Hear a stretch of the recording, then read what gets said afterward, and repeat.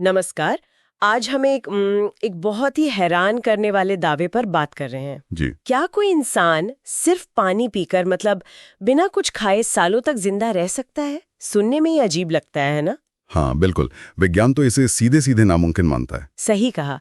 लेकिन मध्य प्रदेश के संत है दादा गुरु, जिन्हें लोग भैया जी सरकार भी कहते हैं। जी वो पिछले 1650 दिनों से, और सुना है जल्द ही 1700 दिन भी पूरे हो जाएंगे, जी वो सिर्फ नर्मदा के जल पर जी रहे हैं। कोई अन्न नहीं, फल नहीं, कुछ भी नहीं। और कमाल की बात ये कि उनकी सेहत भी मतलब बिल्कुल ठीक बताई जा रही है। जी हाँ, और यही बात जीव विज्ञान की हमारी जो अभी तक की समझ है उसे सीधी चुनौती देती है। तो आज हम इसी पर गहराई से बात करेंगे। हमारे पास वो लेख है, दादा गुरु, नर्मदा जल पर जीवन का रहस्य। हाँ, उसी लेख के आधार पर चर्चा करेंगे। इसमें मध्य प्रदेश सरकार ने जो एक वैज्ञानिक जांच करवाई थी उसका पूरा ब्यौरा है। अच्छा, सरकार ने जांच करवाई? जी बिल्कुल। और हमारा मकसद यही है कि इस जांच के जो नतीजे निकले हैं और जो दादा गुरु के दावे हैं उनको समझने की कोशिश करें।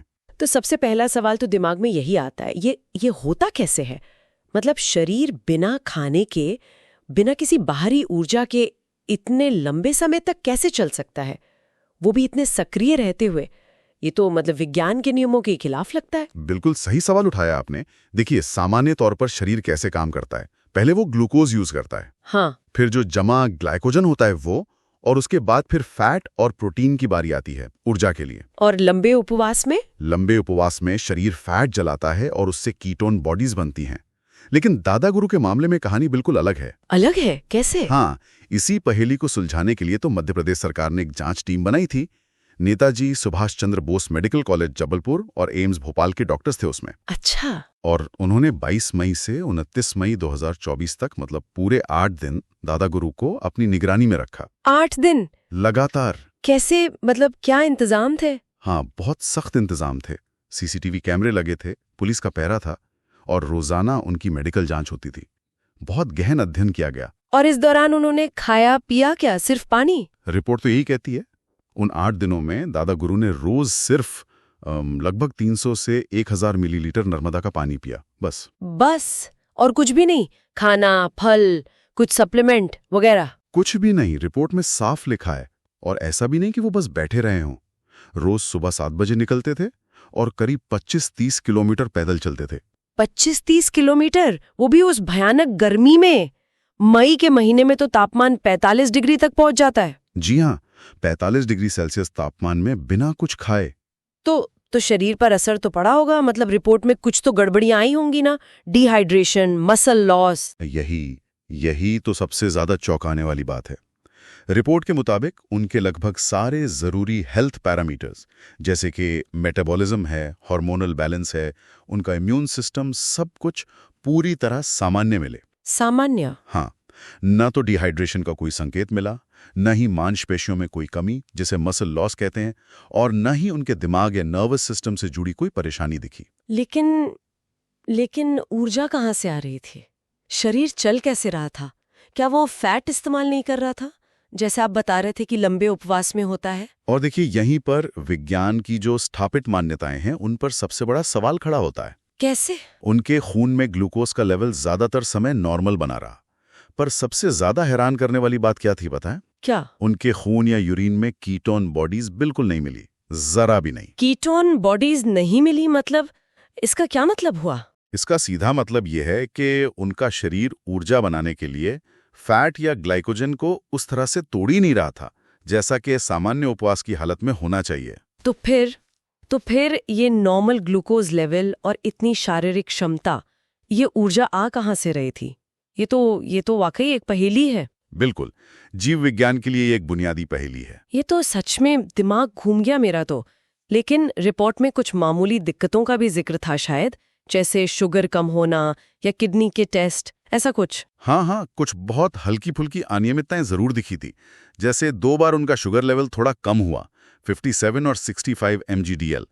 किडनी फंक्शन टेस्ट में जैसे ब्लड यूरिया और क्रिएटिनिन वो थोड़े बढ़े हुए थे, और खून में WBC और प्लेटलेट्स में भी हल्का उतार चढ़ाव था। अच्छा, तो इसका मतलब कोई गंभीर बात नहीं थी? नहीं। और सबसे दिलचस्प बात ये रही कि ये जो भी छोटी मोटी दिक्कतें दिखीं, वो बिना किसी इलाज के अपने आप ही ठीक हो गईं।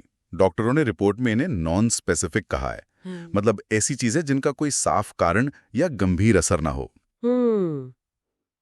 तो मेडिकल साइंस के पास तो इसका कोई जवाब नहीं है फिलहाल। पर दादा गुरु खुद क्या कहते हैं? वो क्या मानते हैं? उन्हें ये ऊर्जा कहाँ से मिलती है? दादा गुरु का जो स्पष्टीकरण है वो ज्यादा आध्यात्मिक और प्रकृति से जुड़ा हुआ है।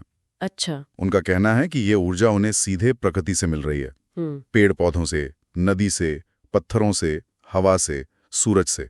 वो मानते हैं कि नर्मदा के जल में ही अपार ऊर्जा है और प्रकृति का सम्मान करना, उसके करीब रहना, यही जरूरी है। और वो सिर्फ ये उपवास ही नहीं कर रहे, वो तो लगातार नर्मदा परिक्रमा भी करते हैं। मैंने सुना है कि 2.5 लाख किलोमीटर से ज्यादा चल चुके हैं अब तक। जी बिल्कुल। और इस दौरान वो रक्तदान वगैरह भी करते रहते हैं। ये तो मतलब असाधारण सहन शक्ति है। निश्चित रूप से। और इसी पहेली को और समझने के लिए जो जांच टीम थी उसने उस नर्मदा जल का भी परीक्षण किया जो दादा गुरु पीते हैं। अच्छा, पानी की भी जांच हुई? जी हाँ, जबलपुर मेडिकल कॉलेज और भोपाल में Madhya Pradesh council of science and technology है। उन्होंने पानी के सैंपल लिए और जांच की। और क्या मिला उस पानी में? कहीं उसमें तो कोई छुपा हुआ एनर्जी सोर्स नहीं था, ग्लूकोज या कुछ और? नहीं, पानी की जांच में भी ऐसी कोई खास या असाधारण बात सामने नहीं आई। पानी बिल्कुल शुद्ध था, स्वाद गंध सामान्य थे, पीएच 7.4 था, जो हल्का क्षारीय होता है, पीने के लिए ठीक है। मिनरल्स वगैरह? मिनरल सुरक्षित मात्रा में थे। कोई हानिकारक धातु जैसे कैडमियम, लेड या कोई रसायन, कीटनाशक या कोई रेडियोधर्मी तत्व, ऐसा कुछ भी नहीं मिला। तो पानी बिल्कुल साफ था? हाँ, थोड़े कॉलीफॉर्म बैक्टीरिया जरूर मिले, पर जो खतरनाक वाला ई-कोलाई होता है वो नहीं था। लेकिन सबसे अहम बात, पानी में ग्लूकोज, प्रोटीन या फैट जैसा कोई सीधा ऊर्जा का स्रोत नहीं था। और सोडियम, पोटेशियम जैसे जो जरूरी खनिज हैं वो भी बहुत ही कम मात्रा में थे। तो मतलब पानी साफ है, पीने लायक है, पर वो दादा गुरु की ऊर्जा का स्रोत कैसे है ये विज्ञान नहीं बता पा रहा।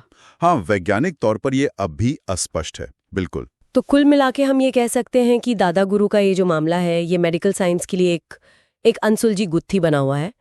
सरकारी जांच ने ये तो मान लिया कि उनकी सेहत ठीक है, पर शरीर को ऊर्जा कहाँ से मिल रही है ये रहस्य और गहरा गया है। सही कहा आपने। अब इस रिपोर्ट को देश और विदेश के जो बड़े रिसर्च संस्थान हैं उनको भेजा जा रहा है। शायद कोई एडवांस जांच हो जिससे इस रहस्य पर से पर्दा उठ सके। और जाते जाते हमारी श्रोताओं के लिए भी एक सोचने वाली बात है, क्या ये घटना हमें सिर्फ विज्ञान की मौजूदा सीमाओं के बारे में सोचने पर मजबूर करती है, या फिर ये आस्था, इंसान की अपनी क्षमता की जो अनदेखी सीमाएं हैं और प्रकृति के साथ हमारा जो गहरा रिश्ता है, शायद उस पर भी कुछ रोशनी डालती है? ये सवाल तो है। क्या ऊर्जा के ऐसे भी रूप हो सकते हैं या शरीर की ऐसी प्रक्रियाएं हो सकती हैं जिन्हें शायद विज्ञान आज भी पूरी तरह से समझ नहीं पाया है? सोचने वाली बात है।